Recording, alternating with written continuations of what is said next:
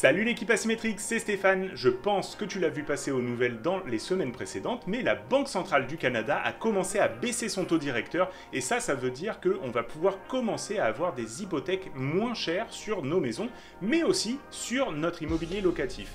Avec la belle immigration qui est arrivée dans les dernières années, je pense que ça commence à être un moment intéressant pour investir dans de l'immobilier locatif. Et si tu t'es déjà posé la question de comment bien checker si un bien est rentable, eh ben on va regarder ça ensemble dans cette vidéo. Allez, c'est parti! J'ai trouvé cette annonce sur Centris qui me semble intéressante. C'est un joli quadruplex bien situé à Longueuil et qui devrait pouvoir se louer facilement. Une fois que j'ai lu l'annonce et que je trouve que la propriété a un bon potentiel, je vais commencer par lister les revenus. Pour ça, je vais me fier à la fiche descriptive pour commencer. Vu qu'il y a déjà des locataires sur place, je vais prendre les chiffres réels du bâtiment. Si ils ne sont pas affichés, tu peux contacter le courtier vendeur pour les obtenir. On va lister les revenus de cette propriété. Donc on a d'abord les loyers de 58 200 $ par an, soit 4 850 $ par mois. Les stationnements qui sont pour l'instant inclus dans le loyer, donc possibilité de le changer quand les locataires quittent, mais pour l'instant on va compter 0 $ pour ça. Les lockers et les rangements, ils sont aussi inclus dans le loyer, donc 0 $ pour l'instant. La buanderie, pour l'instant chaque locataire a ses propres laveuses et sécheuses, mais on pourra éventuellement le changer si jamais on veut créer un local de buanderie. Et on a les autres types de revenus, donc internet, distributeur de boissons, etc. Il n'y en a aucun dans cette propriété, donc pour l'instant je vais compter 0, mais on aura la possibilité de proposer aux locataires d'installer internet pour tout le monde, ce qui va permettre en fait pour eux que ça leur coûte moins cher, et pour nous de recevoir un petit peu de revenus mensuels additionnels par rapport à ça. Maintenant que j'ai calculé les différents revenus, je les additionne et je les divise par 12 et ça me permet d'avoir le revenu locatif estimé mensuel, donc je vais le rentrer ici dans mon tableau, 4 850 $ par mois. Si jamais les revenus ne sont pas disponibles parce qu'ils ne sont pas affichés sur la fiche descriptive du bâtiment ou par exemple que le bâtiment est vide et que donc le courtier vendeur ne peut pas te donner les baux en cours, tu vas pouvoir simplement faire une étude de comparable en te fiant au prix d'unités qui sont similaires sur Kijiji et sur Marketplace. Si tu fais ça, je te conseille d'appliquer un discount de 5% par rapport au prix moyen affiché pour te donner une petite marge d'erreur. Une fois le travail fini sur les revenus, je commence à lister les dépenses du bâtiment. C'est bête à dire, mais c'est ici qu'énormément de personnes commencent à faire des erreurs de calcul. Si tu fais des erreurs de calcul ici, le problème c'est que tu risques de te retrouver à subventionner tes locataires. C'est un classique dans la région de Montréal, je peux te le dire, je l'ai vu de mes propres yeux, donc fais attention à bien faire tes calculs ici. C'est très facile de faire dire ce qu'on veut à un Google Sheet. Si je mets que des chiffres optimistes à l'intérieur de mon spreadsheet, eh ben je vais avoir des rendements incroyables. Mais est-ce que c'est des rendements réalistes? Non, pas du tout, c'est pas réaliste. Et ce qui va se passer, c'est que je vais me retrouver à avoir une réalité qui ne va pas du tout coller à mes prévisions et à devoir finalement débourser chaque mois de l'argent de mes poches pour subventionner mes locataires sans avoir de cash flow positif. Le but ici, c'est de mettre les chiffres les plus précis possibles et de se donner une belle marge d'erreur. Je vais lister les dépenses de l'immeuble en commençant par les taxes municipales et scolaires. Ici, il n'y a pas de surprise, les chiffres sont disponibles, donc c'est 5 867 $ par an, soit 489 $ par mois. L'électricité, elle est à la charge des locataires, donc c'est 0 $ par mois. Les assurances, d'après mes recherches, c'est environ 2700 $ par an, soit 225 $ par mois pour une bâtisse dans cette condition, dans cette localisation. Mais il faudra bien sûr raffiner ce chiffre une fois que j'aurai contacté des assurances pour savoir le prix qu'ils vont me faire. L'entretien paysager et les déneigements, la tonte est à la charge des locataires et le déneigement me coûte 600 $ par an. La vacance, en moyenne à Montréal, c'est 1,5%. Moi, je fais le calcul à 3%, ce qui me donne 1746 $ par an. Les réparations, c'est 2% des revenus, soit 1164 $ par an. Et le fonds de prévoyance, c'est 10% des revenus, soit 5820 $ par an. Pour ce qui est de la gestion, j'ai mis 0% parce que je le fais moi-même. La conciergerie, 0% aussi car pas de concierge dans ce bâtiment. Et pour les autres dépenses, il y aura quelques dépenses à prévoir, comme par exemple les baux, la papeterie, la comptabilité. Ça, ce sera pour n'importe quelle bâtisse, donc je ne le rentre pas dans mon Google Sheet, mais je vais prévoir qu'il y aura un petit pourcentage qui va être appliqué à ça. Donc maintenant, je retourne sur mon tableau et je vais pouvoir rentrer ces données. Donc pour les taxes municipales, c'est 4 900 $. Ensuite, pour les taxes scolaires, c'est 967 $. On n'a pas de frais de copro puisque c'est une bâtisse entière que l'on détient.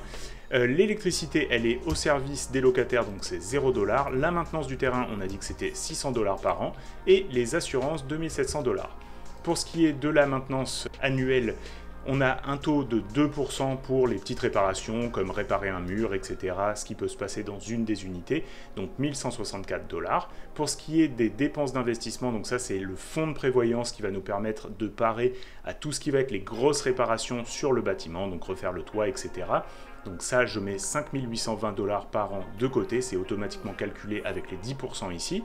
La vacance, elle est automatiquement calculée, j'avais dit 3% dans cette zone, puisqu'on est à 1,5% à Montréal, je le double pour être sûr de rentrer dans mon argent. Et pour ce qui est des frais de gestion, eh ben, j'ai mis 0,5%, puisque ça va me permettre de couvrir les frais de comptabilité par exemple, et les frais de papeterie pour cette unité. Il reste maintenant à entrer le prêt hypothécaire dans les dépenses. Le prêt hypothécaire, c'est un petit peu différent des autres dépenses du bâtiment parce que c'est un coût d'acquisition du capital et non pas un coût d'exploitation du bâtiment.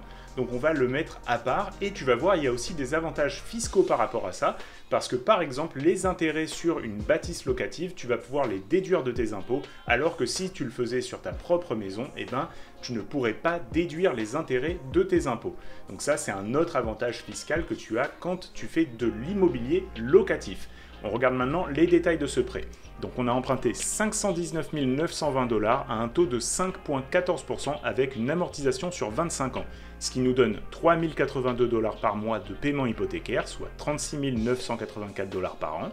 L'accumulation d'équité, je t'ai fait la liste des différents montants sur les années et ça nous donne une moyenne sur 5 ans de 11 670 $. Donc ça s'ajoutera au revenu locatif pour nous donner le rendement total, puisque on paye une partie du principal quand on fait nos remboursements hypothécaires, et ça, eh ben, en fait, c'est de l'argent gratuit qu'on vient accumuler dans la bâtisse, puisque les locataires payent pour le prêt hypothécaire. Et puis, on a le remboursement des intérêts. Donc là, je t'ai fait aussi le listing des 5 premières années où on paye de l'intérêt. Et la moyenne sur 5 ans, ça nous donne 25 313 $. Et ça, c'est déductible d'impôt sur les propriétés locatives. Et on va maintenant passer à la partie la plus agréable, c'est-à-dire le cash flow et les rendements du bâtiment. Donc pour le cash flow, ça va être très très simple. On va simplement prendre les revenus de la bâtisse, on va enlever les dépenses et ça va nous donner ce qui reste à la fin, c'est-à-dire ce qu'on va mettre dans nos poches à chaque mois. Le cash flow sur cette propriété est de 3 319 $. On va maintenant pouvoir calculer le retour sur investissement qui va être le cash flow divisé par le coût total d'acquisition de la propriété, soit 3 319 $, divisé par 140 644 $, ce qui nous donne 2,36% de rendement sur les loyers. On a aussi le rendement total. Donc le rendement total, ça va être d'une part les loyers collectés et d'autre part l'équité accumulée dans le bâtiment au fur et à mesure que les locataires payent l'hypothèque. Donc on a 3 319 $ de cash flow, plus 11 670 $ de principal en moyenne sur les 5 premières années, ce qui nous donne, divisé par 140 644 $, 10,65% de rendement total sur cette bâtisse. Et ensuite, on a un dernier type de rendement qui est le rendement d'appréciation. Ça, c'est un rendement qui est plus spéculatif, mais on sait que l'immobilier, il a tendance à prendre de la valeur à travers les années. Et donc, dans ce cas-là, il va falloir que tu te fies à la moyenne annuelle de ce type de bâtiment dans la municipalité dans laquelle tu veux l'acheter. Dans ce cas, j'ai mis une moyenne annuelle de 2%, ce qui nous donne 12 998. Donc, quand on ajoute tout ça, ça nous donne 3 319 $ de cash flow, plus 11 670 $ d'équité accumulée, plus 12 998 $ d'appréciation, divisé par 140 644 $ qui est le coût d'acquisition du bâtiment, ce qui nous donne 19,90% de rendement sur cette propriété. Par contre, attention, le rendement total et le rendement d'appréciation, tu ne peux pas les compter comme si c'était des revenus que tu vas faire à la bourse, par exemple quand tu reçois des dividendes ou des intérêts, ou même encore quand tu fais des gains en capitaux. Puisque pour sortir ces rendements de ta bâtisse, il va falloir que tu revendes la bâtisse ou que tu fasses des emprunts comme par exemple des lignes de crédit hypothécaires et ça, ça va te coûter en fait des intérêts si tu le fais. Donc c'est pas tout à fait la même chose que des revenus que tu aurais reçus directement avec des titres qui sont liquides que tu pourrais revendre immédiatement. Sur le Google Sheet, maintenant que tu as rentré toutes les données de la propriété, comme sa localisation, le type de propriété, le nombre de pieds carrés, le prix de vente, tu vas pouvoir voir les résultats prévisionnels. Donc là, comme on a rentré toutes nos dépenses et qu'on en a calculé certaines par rapport à des taux qu'on a appliqués automatiquement sur toutes les propriétés qui sont à l'intérieur de ce spreadsheet, comme par exemple le taux d'intérêt sur les prêts hypothécaires, la durée de remboursement en année, donc l'amortisation, le taux de maintenance qu'on va appliquer à ces propriétés, le taux de dépenses d'investissement, donc qui est le fonds de prévoyance, donc ça c'est ce qu'on va prélever sur les revenus pour pouvoir créer notre fonds de prévoyance, le taux de vacances et le taux de frais de gestion.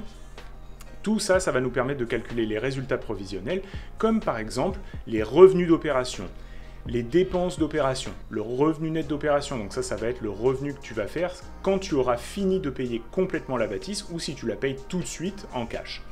Le coût du capital, donc ça va être les hypothèques que tu vas devoir payer dans l'année, et le cash flow, donc ça va être en fait le revenu net d'opération moins le coût du capital qui va te donner le cash flow qui te reste à la fin de l'année dans tes poches.